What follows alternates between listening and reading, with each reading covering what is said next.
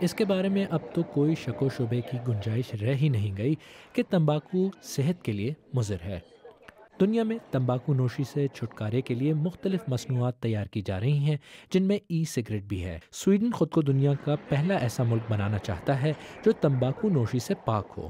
Sweden میں ایک ایسی پروڈکٹ کے استعمال کی اجازت ہے جسے کسی اور یورپی ملک میں استعمال نہیں کیا جاتا، اور وہ ہے سنوس۔ سنوس دراصل پسا ہوا تمباکو ہے جسے استعمال کرنے والا اسے اوپر والے ہونٹ کے نیچے رکھتا ہے۔ سنوس کو اگر نسوار کہا جائے تو بے جانا ہوگا۔ سنوس کی جو نئی شکل اب مارکیٹ میں لائی جا رہی ہے وہ ٹی بیگ کی شکل کی ایک پڑیا ہے جس کا بیس سیلولوز ہے اور اسے تمباکو سے نکالی گئی نکوٹین سے بھرا جاتا ہے۔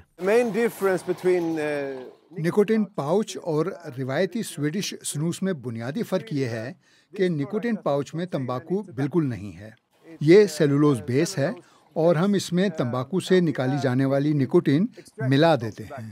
سویڈش حکومت کے مطابق یہ ہر 7 میں سے ایک شہری استعمال کرتا ہے۔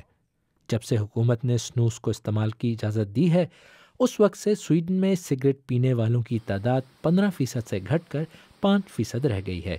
لیکن ماہرین کے خیال میں سویڈن کی حکومت ایک ایسی افسانوی کہانی پر یقین کر بیٹھی ہے جیسے سگریٹ کو متعارف کرواتے وقت سگریٹ بنانے والی کمپنیاں اس کی خوبیاں بیان کرتی تھیں۔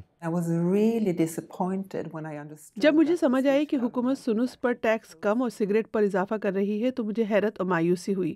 اس سے پتہ چلتا ہے کہ حکومت نے اس صنعت کی ایک افسانوی کہانی کو سچ مان لیا ہے جو اپنے پروڈکٹ کی مارکیٹ کرنے کی کوشش کر رہی ہے۔